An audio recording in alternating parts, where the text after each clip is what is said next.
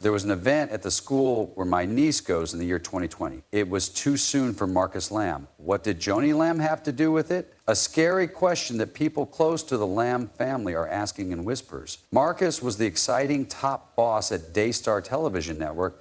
What if it wasn't an accident that he died? What if it started a chain of events that made us doubt things we thought were strong, like love, trust, and honesty? Now we'll go to Texas, where Marcus Lamb, the controversial CEO of a Christian TV station, died after a fight with COVID-19. Last year, the conservative televangelist got a lot of attention when his network, Daystar, let groups and people who are against lockdowns and vaccinations talk on the radio for hours. Mark Lamb passed away quickly in November 2021. People knew him for having a strong faith and being able to lead. He died because of problems with COVID-19. But among Christians, there were reports that the time of his death might not have been as clear as it seemed. It's possible that something much worse began when this important person died. Was this something that no one saw coming, or were these stories just the work of people who were sad and trying to make sense of a loss they didn't understand? Marcus's last night in the hospital, I took care of him. She told me it happened around 3 a.m. She just stood there and looked at me in the dark. She looked at me and said, "Look at what you've done to this family." I texted my mom and said, "I can't do this anymore." I told God, "You feel the pain in my heart. Me and my child are ruining this family. I know my God is watching out for me. You'll get me out of here." That was my last night. He doesn't make it the next day. Before he died, Marcus's family, his church, and the people who had been watching his work knew that it would be very sad. But as the months went by, a strange pattern started to emerge. Joni, his wife of more than 30 years, began to act in ways that made people even more suspicious and caused a lot of trouble. What about Doug Weiss, the counselor who seemed to have a lot of control over her life soon after Marcus died? It looked like they were getting along well, but were there forces at work that were changing the story? I went to Daystar in the afternoon to get something from the cafe. Something was in the green room, and my child was with me. I could tell she was scared, so we stopped taking her there. There was a babysitter at home with her, but I had to quickly get something. It's afternoon when I walk in, and I didn't think anyone else would be there. It was awful that I had to bring her along. Pete and his wife walk in. When I go get that box of food, my child was so scared that she lost all strength and fell hard under the table. I grabbed her little body, picked her up, and ran to the car. It scared me to tell other family members, even someone I knew I could trust. "I'm not bringing my child here," I stated. Things became even less clear over time. It was just a story about losing someone and getting better at first, but it got weird and scary very quickly. There were even more questions when divorce papers, claims, and big family fights showed up. How did that happen so fast? Doug asked for a divorce from his wife of more than 30 years not long after Marcus died. Why did he? And why did Joni care so much about her friendship with Doug when so many others didn't believe it was real or worth the time? There was something very unsettling about how quickly things began to make sense. Under the surface of this love story, there must have been something worse going on. They showed me text messages, emails, and other papers. Okay, now I need to talk to Jonathan and Susie again. I'll do that this morning to hear their side, I said, but I'm not going to keep going back and forth. I saw what they showed me. I heard both sides. I felt spiritual when I talked to Jonathan and Susie. There were some things I knew for sure. Today, this interview I did at Daystar will be made public. Anyone can cut it up, look at it, attack it, or say anything they want. It's okay for me to post the interview. It's up to everyone to feel however they want. That's it. I'll make one last movie where I talk about what they showed me. In the days and weeks after Marcus Lamb's death, more attention was paid to what Joni Lamb and Doug Weiss did. When you first looked at Joni's decisions, they seemed like those of a widow trying to heal and find comfort. But the speed with which she became friends with Doug Weiss made people take a second look. Doug was a counselor who had helped addicts get better and get back together with their partners. It looked like he got too close to Joni too quickly. On January 22, 2 months after Marcus's death, Doug asked his wife of more than 30 years to end their marriage. At that point, reports began to spread that he was seeing Joni. The way things happened almost made the picture look too easy. There was no question that Doug and Joni were getting closer, but it was getting weird how fast it was happening. Where did the pain of losing a loved one go from beginning to end in such a short time? Also, Joni had just lost her husband, so why did she seem so eager to protect her relationship with Doug, even though it was still new and a little controversial? It made Jonathan even more angry that he didn't get what he wanted when I married Dr. Doug Weiss, who has been so good to me, my family, and Daystar. You should know that this makes me very sad as a mother and grandma. I'm so sad because I love my family so much, all of my kids and grandchildren, and the work we've done together for years. I had hoped that we could have talked about our problems behind closed doors, but Jonathan made me say something now. It breaks my heart to see my son Jonathan and his wife attack the message of Jesus' love that we have lived our whole lives to share. I want you to know that everything that is being said about my late husband and me is not true. For some, this was clearly more than just a story about getting better. Some parts of the story made me question and wonder. There were claims about more than just when Doug and Joni started dating. There were also claims about how much they trusted each other. In their words, they said they did what they did out of faith. But was there something else going on, something darker and more planned? People close to Joni, even her own family, turned against her, which made things even worse. She caused more trouble when her children, Jonathan and Susie Lamb, spoke out against what she did in public. They weren't the only ones who didn't like what Joni did. Christians used to look up to her and Marcus as religious leaders, but now they weren't sure if they should respect or doubt them. The person used to make a lot of noise about how much she loved her family and husband. How could she quickly move on to another man? It felt like there was a bigger story going on as these decisions and links came together. How did Marcus pass away? Was there more going on than we can see? Was the sad end of one story used to begin a new, more self-centered one?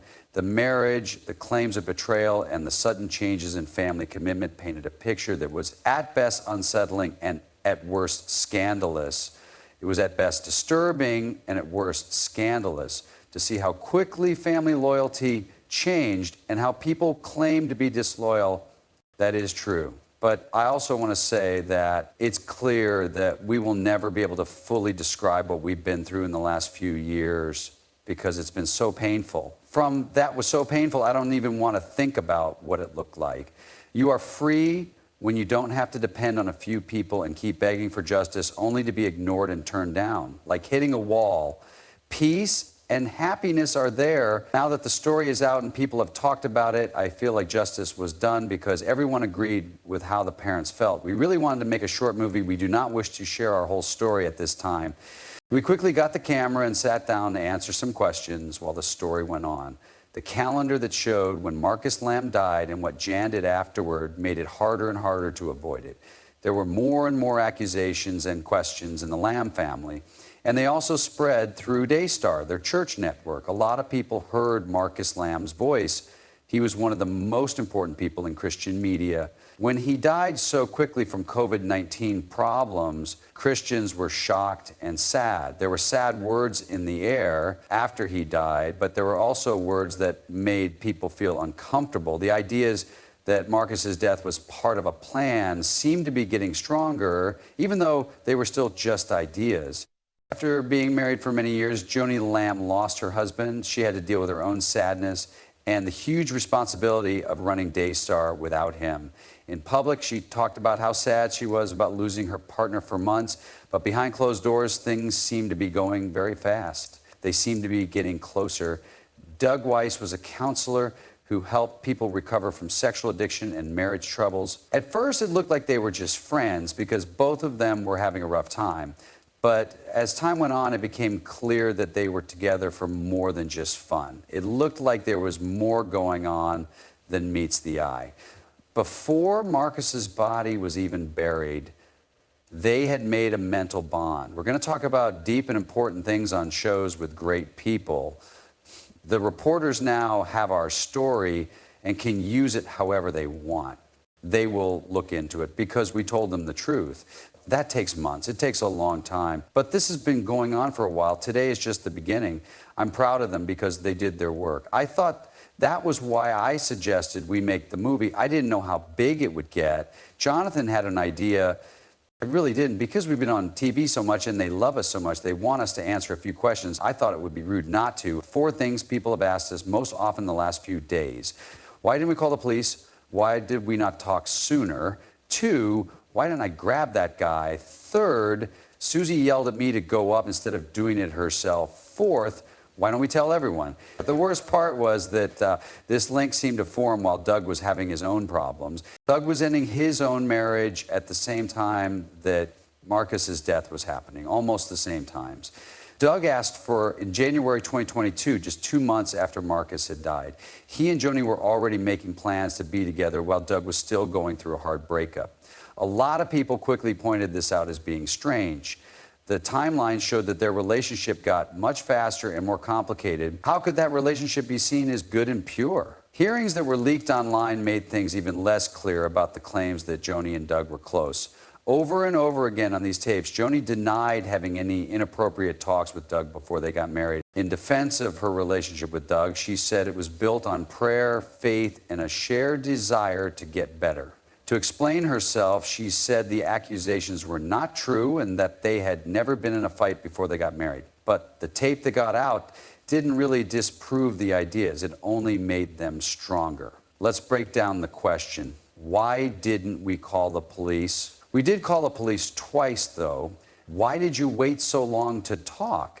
Is the second question. I would answer, let's go over the timeline. I know that stories have back and forth because they are so involved, so let's keep things simple. We're going to make this very short because it's going to be a short picture. They will all keep coming out. Let's start over, since there are notes about the most important parts here. In the early spring or summer of 2020, my sister saw that my daughter was acting strangely by getting stiff when people got close. I started to notice this too. I didn't really think about it, though. I thought that it was a normal part of growing up.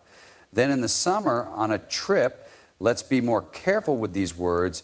Hey, we need to be. This man says that while they were on vacation, our daughter saw him completely naked in a bathroom. I also don't know this yet. I couldn't decide what to do with it. I told him it was okay, so I went to check on my kid. So I told her okay. I thought she was fine. I wasn't sure if I had told you or not that day. It was even less clear what was going on because the Lamb family was having both personal and business issues at the same time.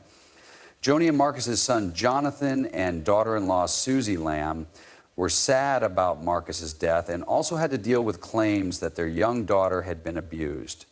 Reports said that Pete, who was a respected member of the Daystar Church, had done bad things without being caught. People who tried to talk about these claims were stopped. The leaders of the Lamb family didn't do anything right away to protect the child. Instead, they seemed to hide the truth to make it look like everyone was okay.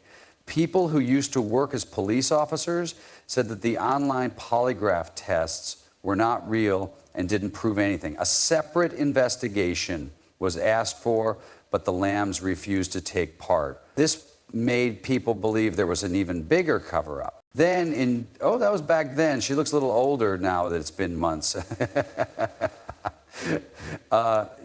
Hey, look at how she's acting now. In November 2020, she tells me in great detail that she was raped. It shocked me more than anything else in my life. I can't put into words how I felt at that time. I went to the person I told everything to and trusted the most. That was not the question. Why did you go there? Jonathan still hadn't come home from work at 5:30 p.m. I was ready to go for the day. Hey, this woman told me not to call the cops because I trusted her. We're going to talk to the teachers instead. When I talked to my daughter that day, she said, this woman is my mom. Just say the name. I know it's still hard. It's still hard. It's not hard to talk to a reporter alone. But it's really painful to talk to everyone. We love these people. We don't dislike or annoy these people. Thanks, but I'm trying not to cry right now. What was even stranger was Doug Weiss's part in this. It looked like the man who was supposed to be honest at work and who helped people who were having personal problems got involved with the Lamb family's complicated web of grief, family fights, and questionable decisions. His expertise and maybe even his own personal interests were deeply involved. People wondered if Doug was really there to help Joni heal as a counselor, or if he was just using his power to get what he wanted when he started dating her so soon after her husband died. Things got worse when Joan backed Doug. She said he was strong and had helped her get through one of the worst times of her life. She went on and on about how much Doug loved his family and how he loved her in a way that no one else had. She told him that Doug had always hoped for a miracle, even when things were very bad. But many people didn't like how fast Doug and Joan went from being sad to dating. They said it didn't seem to fit with how people deal with loss. They helped each other out and then got engaged in just a few months. Some people were not sure if they had just started dating after Marcus's death or if they had been together for a long time. I asked my kid. No, I've never done that before. I'm not sure what leading questions were or are. I believed it was a school. I thought Daystar was a school because she went to homeschool and we took her there. I asked her, is it at school? She was scared and could only nod. It all makes sense. Now that experts have told me about that behavior, it all makes sense. When I asked, was it a girl or a boy? She said, a boy. I asked, how tall are you? I asked her how old she was, and she said, taller than Daddy. That scared me because a 5-year-old doesn't know how to talk to a guy like that. Let's pick up the pace. We'll go to school after that.